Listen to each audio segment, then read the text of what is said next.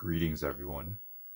Thank you for joining me on a very special Halloween Churrasco Voltor review of Haunting, starring Polterguy, released for the SEGA Genesis in the wonderful year of 1993. Let's check this out. Let me give you some backstory. On this dreadfully spooky night, our main hero, Polterguy, is a trendy ghost who was killed by this guy, Vittor Sardini, a manufacturer of skateboards. And our dude, being an extreme guy, was killed by these skateboards. Let's start this up with the story mode.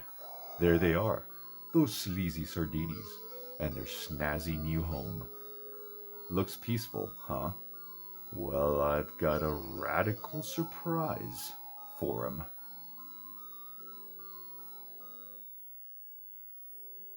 Yeah, that's me, Polterguy, the green dude, hanging on the left. I'd like you to meet Flo Sardini. Oh yeah, she can't see me. Hehehehe.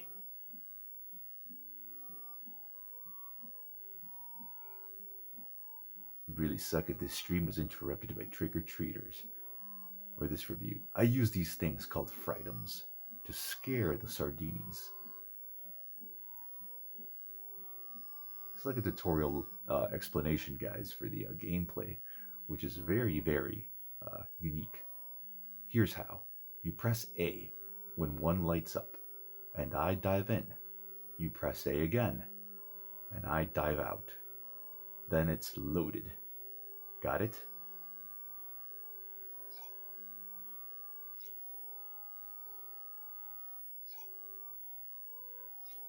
So guys, let's get started with presentation here and graphics, overall impressions.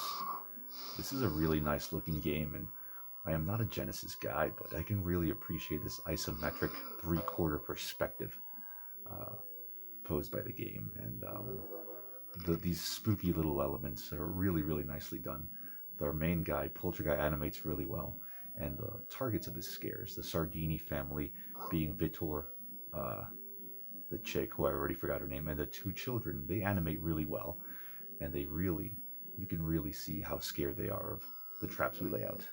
Now help me grab the ecto I scared out of her, okay? Okay. So yeah, the graphics, there's no complaint here. Boys and girls, none at all. So this is just like a little tutorial. It'll basically take you through of everything you have to kind of do. The objective of the game being the Sardini family moves in and out of 4 houses as you scare them out of each house. I'll explain these elements as we continue. Let's start. All right, let's look for our victims. When we press start, it'll bring us a map. Let's start scaring these folks out of their house. Yeah, graphics are great. The sound, ambient spooky noises abound, and it works out really, really well.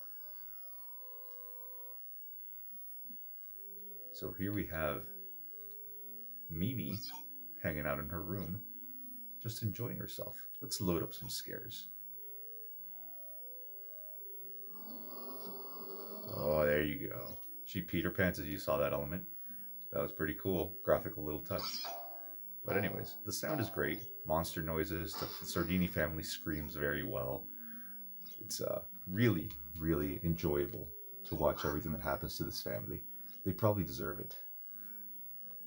So as you can see, now let's move on to the gameplay. All these little sparkles are traps, basically, that you can load up for the family and terrify them. They're all very unique, very creative. She's terrified now. As she's going to run out, she will kind of poop out this green stuff that we need to collect to refill our scare meter. Let's see where she went. Let's check the map. Where did Mimi go? Mimi went this way. So, let's load up some more traps. Now, what happens if you run out of the ecto stuff? Well, basically, the ghost dies again, which is very tragic. He goes to the underworld where he has to collect more ecto if he has any chance to come back to the real world and terrify the Sardinis. So let's load up as many these items as we can and scare Mimi some more. Her fear level's showing very high now, so there goes Mimi. Alright. Mimi's gone. So let's try to scare more family members of the Sardinis. Let's go for the wife. Let's go for Flo. Oh, she's in the kitchen. I mean, come on, that's just too easy. Let's throw dishes at her from the dishwasher. That's pretty scary, huh, Flo? Let's scare her some more. The character portraits are also really nicely done. I really like that. Fear level's low right now, huh? We'll work on that. You can't escape, Polterguy. Oh, look at that. The ghoul. She's shaken in her dress. Oh, yeah. Oh, this is good. Flo's terrified. She pooped out some goo. Let's collect that. And let's go follow her. Let's load up some more scares, shall we?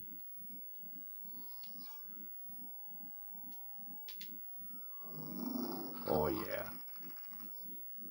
So anyways, there is a point system, as you can see on the lower left. Sorry, guys, it's not much of a review as it is just a fun little Halloween game here. I'm really enjoying myself, actually. Let's see where she goes. Now, the only way you can really win, obviously, each stage is by scaring them. But they have to be, when they're at very high fear levels, they have to be in a room that has an exit to the house. So that way, you can successfully get them out of the house.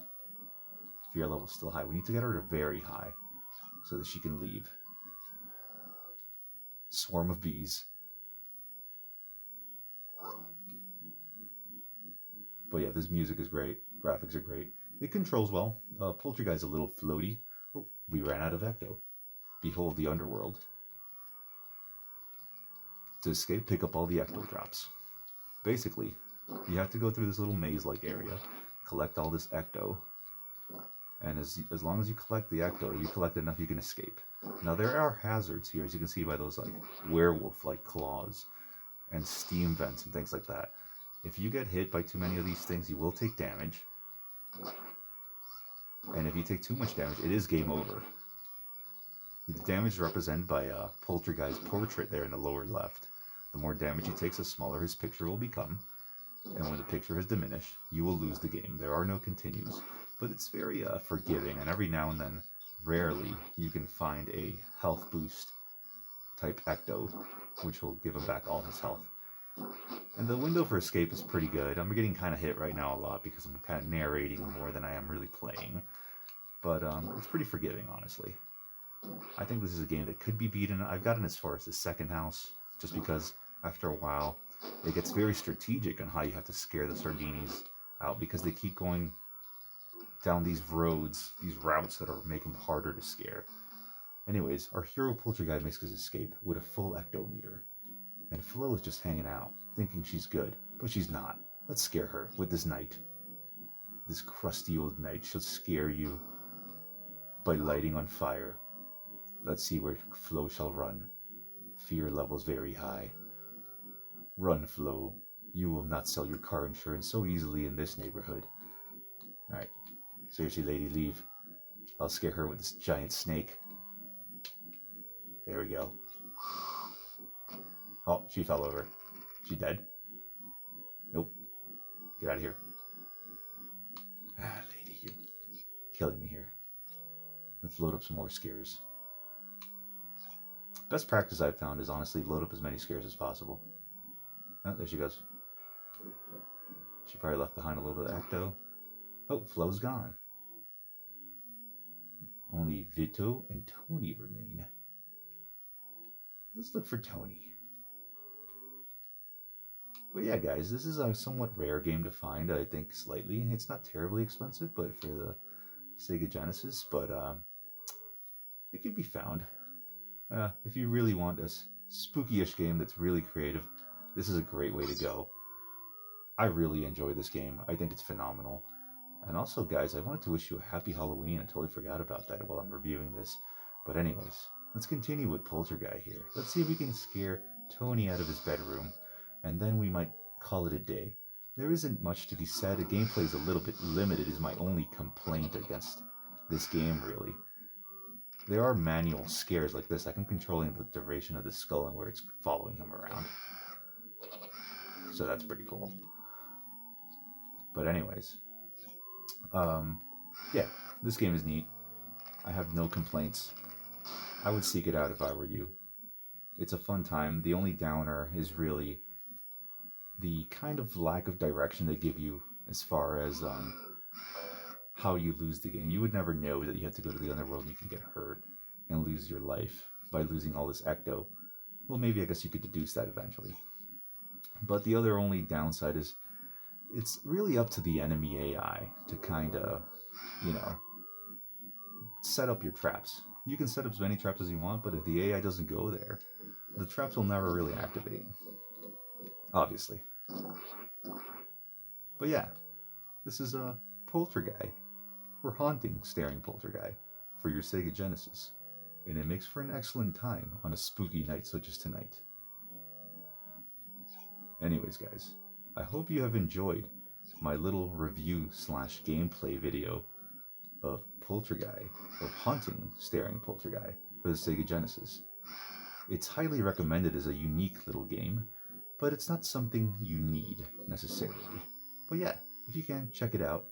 Anyways, guys, till next time, hope you have a wonderfully spooky Halloween.